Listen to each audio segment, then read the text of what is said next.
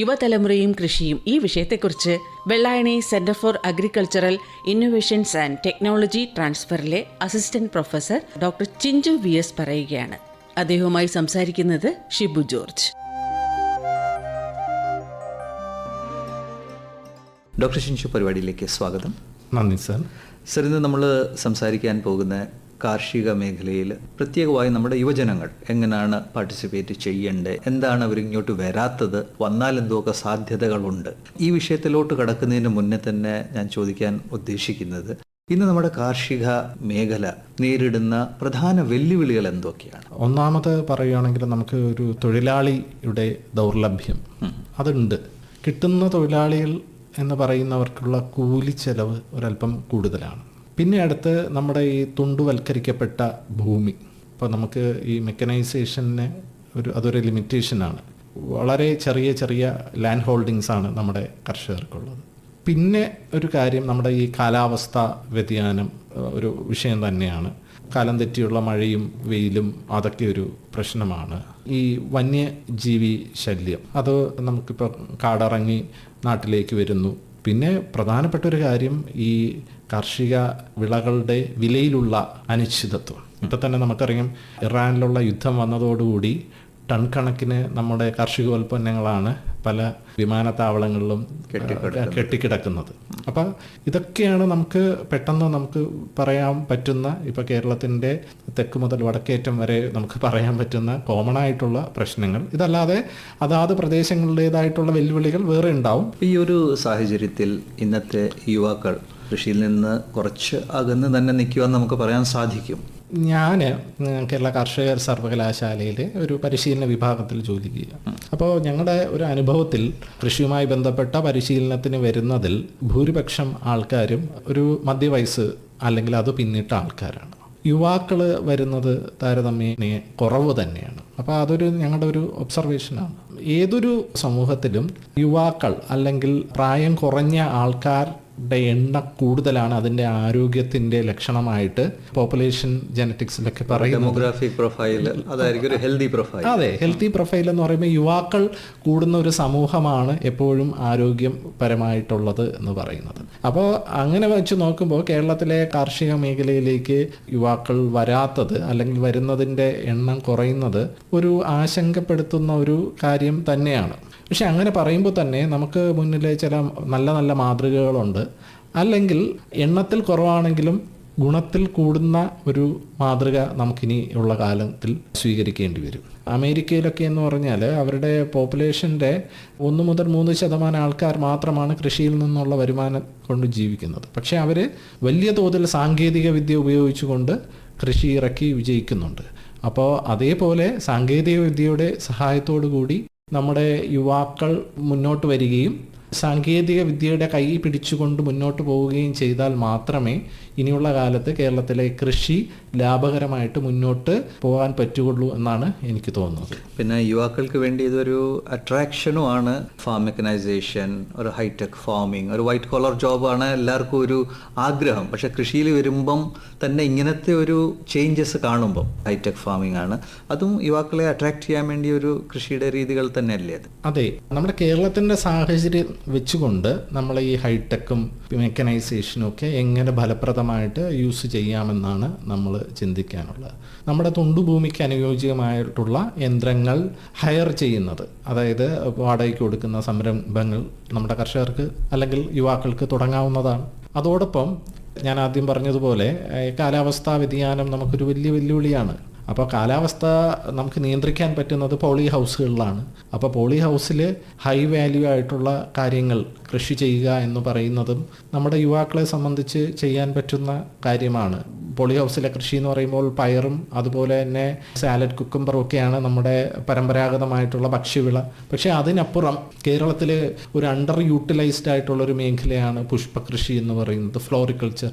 ഈ climate controlled ആയിട്ടുള്ളൊരു സെറ്റപ്പിൽ നമ്മൾ ഫ്ലോറിക്കൾച്ചറൊക്കെ തുടങ്ങുകയാണെങ്കിൽ അവിടെ നമുക്ക് വെള്ളത്തിൽ ലയിപ്പിക്കുന്ന തരത്തിലുള്ള വളങ്ങൾ കൊടുക്കാം. അത് പൂർണ്ണമായി ഓർഗാനിക് ആവേണ്ട കാര്യമില്ല. വിപണിക്ക് അനുസൃതമായിട്ട് പല പല ഫ്ലോറിക്കൾച്ചറിൻ്റെ പ്രോഡക്ട്സ്, അതിപ്പോൾ മൊട്ടാവാം, പൂവാവാം, ഇലയാവാം, മറ്റെന്തുമാകാം. അപ്പോൾ ഇതൊക്കെ ഉൽപ്പാദിപ്പിക്കാനുള്ള സാധ്യതകളുണ്ട്. പക്ഷേ അതിനൊരു പ്രോപ്പറായിട്ടുള്ളൊരു ഗൈഡൻസ് അല്ലെങ്കിൽ ഒരു മാർഗനിർദ്ദേശം എല്ലാവർക്കും ഉണ്ടോ എന്നുള്ളൊരു കാര്യത്തിൽ ഒരു സംശയം ഉണ്ട്. അപ്പോൾ ഇവിടെ നമ്മൾ സംസാരിക്കുമ്പോൾ ഈ ഹൈടെക് ഫാമിങ്ങിലൊക്കെ ഹൈഡ്രോപോണിക്സ് ഉണ്ട്, അല്ലെങ്കിൽ മറ്റ് പ്രിസിഷൻ ഫാമിംഗ് ഉണ്ട്.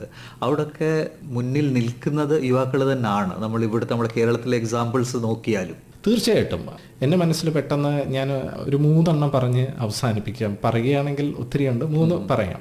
തിരുവനന്തപുരത്തെ സുജിത്ത്, നാടൻ സുജിത്ത്, അതുപോലെ തന്നെ ആലപ്പുഴയിലുള്ള വാണി, ആലപ്പുഴയിൽ തന്നെയുള്ള വെറൈറ്റി ഫാമർ സുജിത്ത്.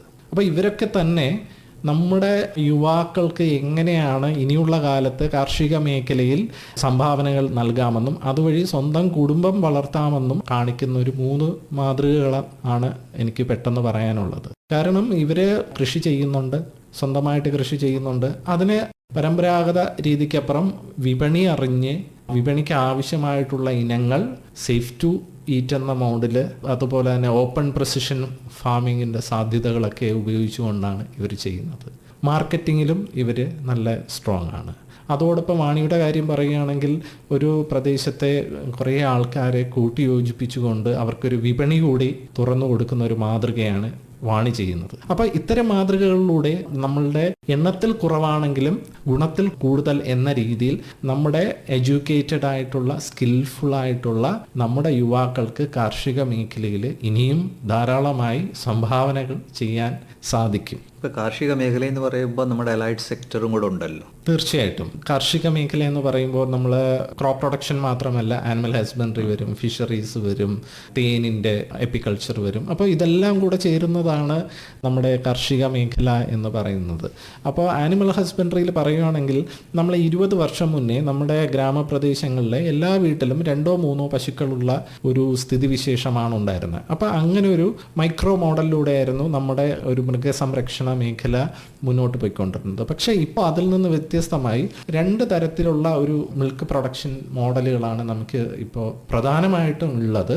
ഒന്നെന്ന് പറയുന്നത് ഒരു ഇച്ചിരി വലിയ ഡയറി ഫാംസ്, നമുക്ക് 300-500 ഒക്കെ ലിറ്റർ പാല് കുറഞ്ഞത് അളക്കുന്ന വലിയ ഫാംസ്. പിന്നെ വേറൊന്നെന്ന് പറയുന്നത് നമുക്കൊരു 15 മുതൽ 25 പശുക്കൾ വരെ വളർത്തുകയും അതിൻ്റെ മുഴുവൻ ജോലിയും സ്വയമോ അല്ലെങ്കിൽ 1-2 ആൾക്കാരെ കൂടെ വെച്ച് മെക്കനൈസേഷൻ്റെ സാധ്യതകളും കൂടെ ഉപയോഗപ്പെടുത്തിക്കൊണ്ട് യങ്സ്റ്റേഴ്സ് ആയിട്ടുള്ള ആൾക്കാർ നടത്തുന്ന ഫാമുകൾ നമുക്ക് ഏതൊരു ഗ്രാമത്തിൽ പോയാലും ഒരെണ്ണമെങ്കിലും അല്ലെങ്കിൽ ഒരു പഞ്ചായത്തിൽ ഒരെണ്ണം എന്ന രീതിയിലെങ്കിലും നമുക്ക് കാണാൻ പറ്റും. അതൊരു മോഡലാണ്. അപ്പോൾ അതിൽ നിന്നുള്ള വരുമാനം കൊണ്ടാണ് അവർ ഒരു പൂർണ്ണസമയ സർക്കാർ ഉദ്യോഗസ്ഥന് കിട്ടുന്ന വരുമാനത്തെക്കാളും അവരുടെ കുടുംബം പുലർത്താൻ വേണ്ടി വരുമാനം ഉണ്ടാക്കുന്നത്. അപ്പം അതൊരു മോഡലാണ്. പാൽ ഉൽപ്പാദിപ്പിക്കുന്നത് മാത്രമല്ല, അതിൽ നിന്ന് വാല്യൂ അഡിഷൻ ചെയ്യുന്നുണ്ട്, പിന്നെ അതിനെ ഡയറക്റ്റ് സെല്ലിങ് നടത്തുന്നുണ്ട്. അപ്പോൾ അവർക്ക് ആ ഒരു കൂടുതലായിട്ടുള്ളൊരു വില കിട്ടുന്നുണ്ട്. അപ്പോൾ അങ്ങനത്തെ ഒരു മോഡലിലേക്ക് നമ്മൾ മാറിക്കൊണ്ടിരിക്കുകയാണ്.